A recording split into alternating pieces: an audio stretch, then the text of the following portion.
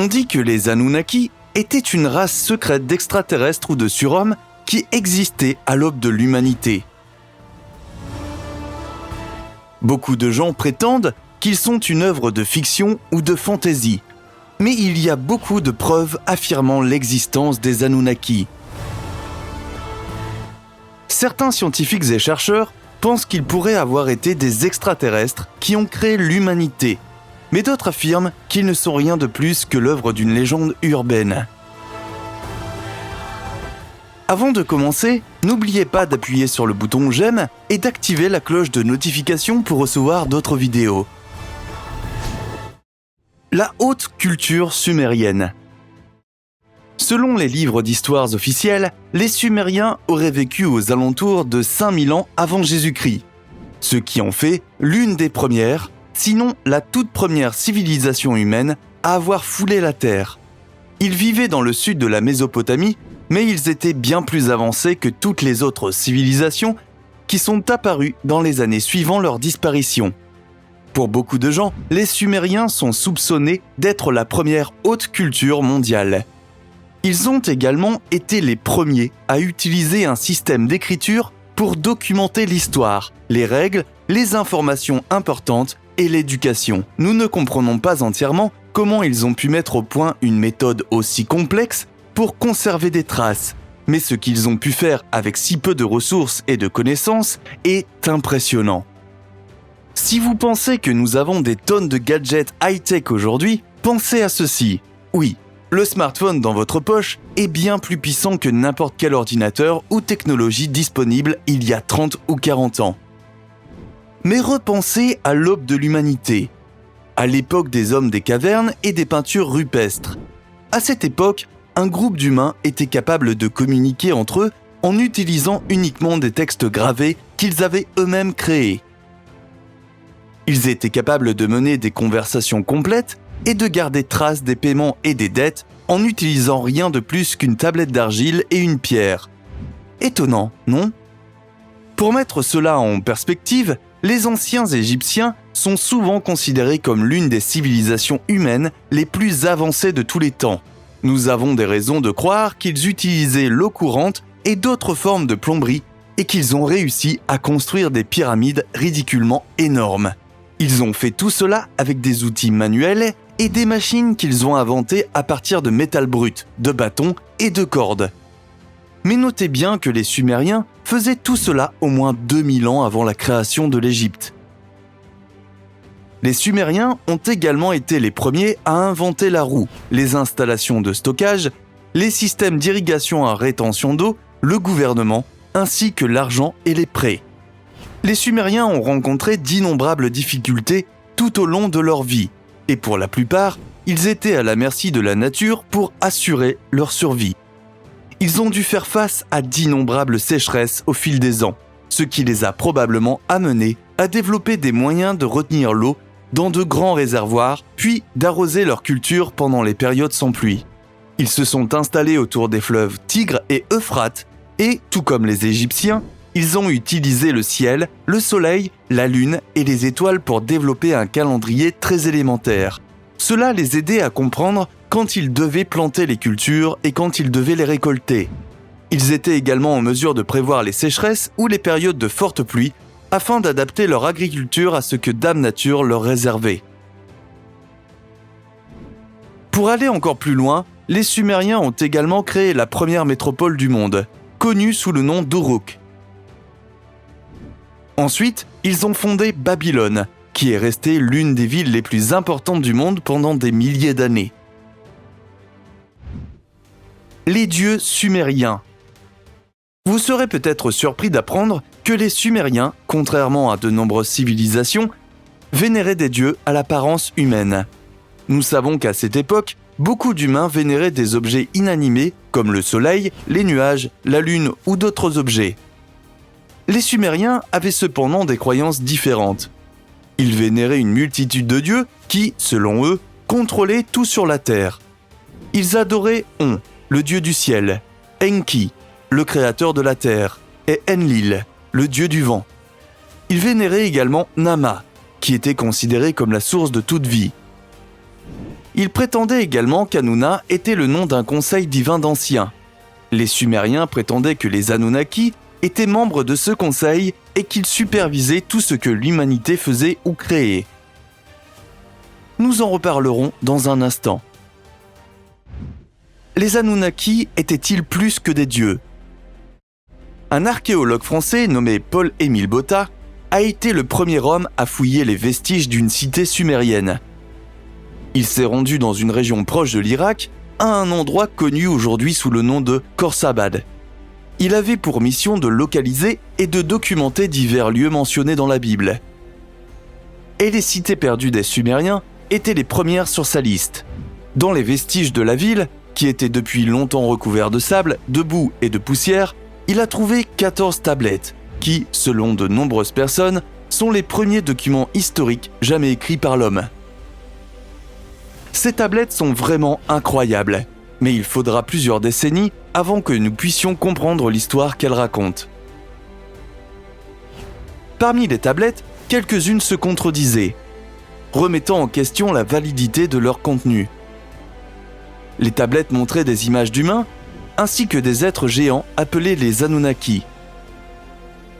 Les Anunnaki étaient entourés de personnes beaucoup plus petites, mais nous ne savons pas si ces individus étaient censés représenter des humains ou des serviteurs des Anunnaki. Les images montrent des humains transportant des marchandises dans des paniers, tout comme d'autres peintures rupestres ou dessins sur argile datant de périodes similaires. Les tablettes racontent également l'histoire d'un changement soudain dans la culture sumérienne, lorsque des dirigeants ont été désignés pour diriger le peuple et régner sur le pays. Les historiens n'ont jamais été en mesure d'expliquer cet étrange bond en avant dans le développement humain. Qu'est-ce qui a pu pousser ces gens libres à décider soudainement d'élire des dirigeants pour les gouverner ? Si tout allait bien pour les Sumériens, comme il semblait que c'était le cas, pourquoi aurait-il eu besoin d'un chef ? Qui étaient vraiment les Anunnaki ? Cela conduit de nombreuses personnes à se demander si les Anunnaki auraient pu être les dirigeants d'un monde étranger, faisant essentiellement des Anunnaki une race extraterrestre.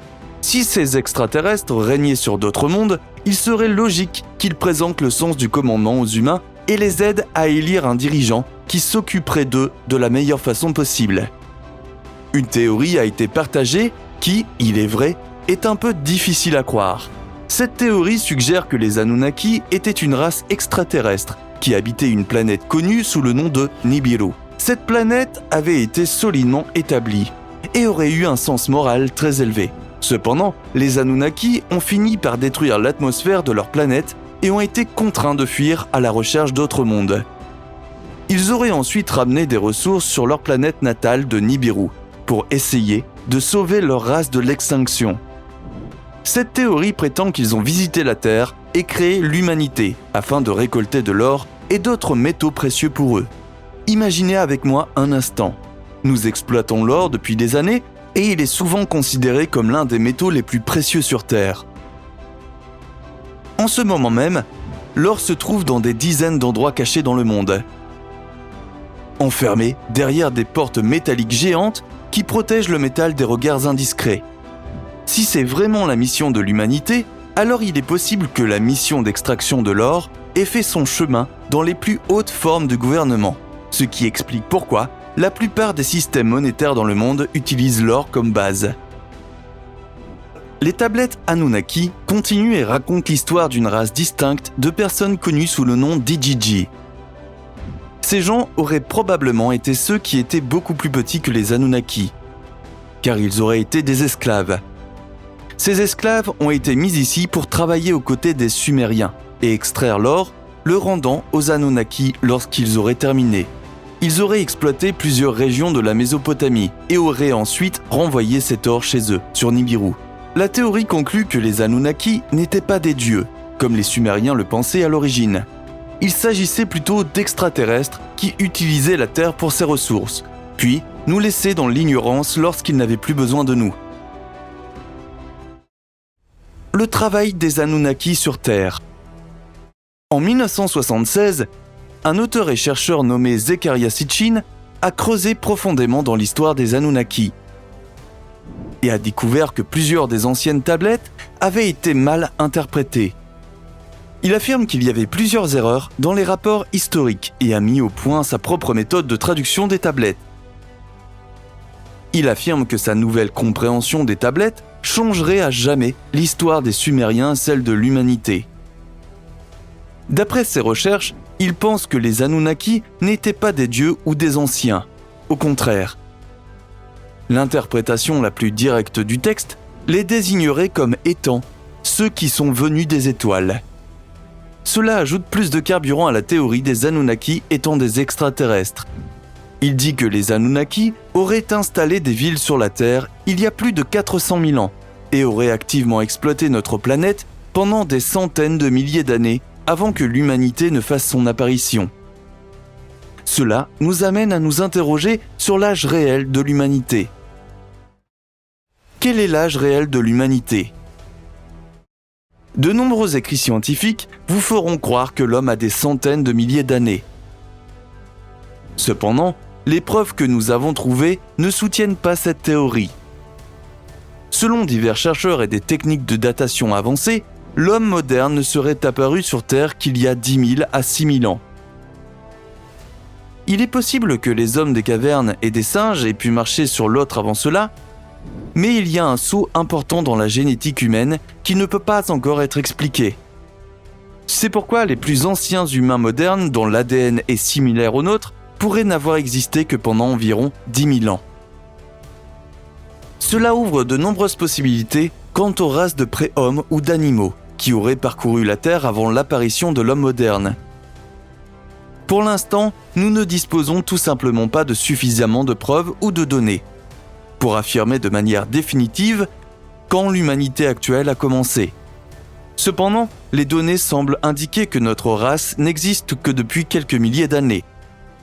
Bien que, il y avait évidemment d'autres êtres et créatures que nous ne pouvons pas expliquer, qui ont erré sur la Terre pendant des millénaires. Les Anunnaki et les humains.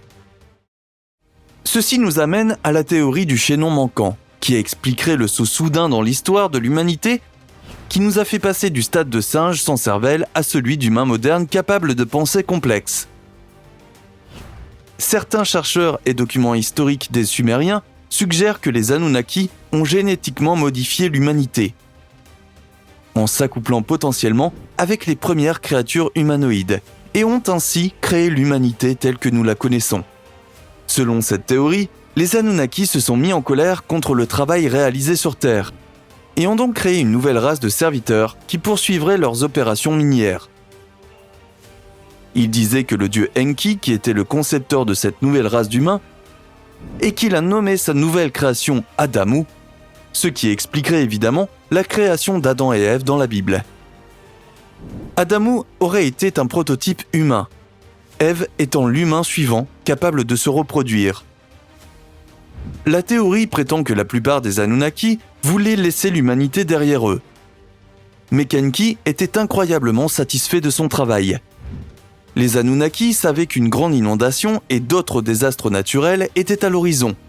Mais Enki faisait tout ce qu'il pouvait pour enseigner à l'humanité comment surmonter ces difficultés, apprenant à plusieurs humains comment construire de grands navires pour survivre. Si vous n'avez pas encore compris, ces histoires sont directement liées aux histoires de la Bible, qui circulent depuis d'innombrables années. Les théories disent qu'Enki est un Anunnaki qui souhaite désespérément que l'humanité prospère, alors qu'Enlil veut la voir échouer, liant ainsi Enlil directement au diable. Cette mystérieuse 12e planète, connue sous le nom de Nibiru, n'a jamais été découverte, et il est possible qu'elle n'ait jamais existé. Selon les traductions des tablettes d'argile, la planète ne fera le tour de l'orbite terrestre qu'une fois tous les 3600 ans. On dit que l'arrivée de Nibiru sera ressentie par le nombre croissant de tempêtes et de catastrophes naturelles violentes qui se produiront à son approche de notre planète. Que pensez-vous des Anunnaki ? Pensez-vous qu'ils ont réellement existé ou que ces histoires ont été inventées pour permettre aux humains de mieux comprendre la création de l'homme ? Merci d'avoir regardé cette vidéo. N'oubliez pas d'appuyer sur le bouton j'aime et d'activer la cloche de notification pour recevoir d'autres vidéos.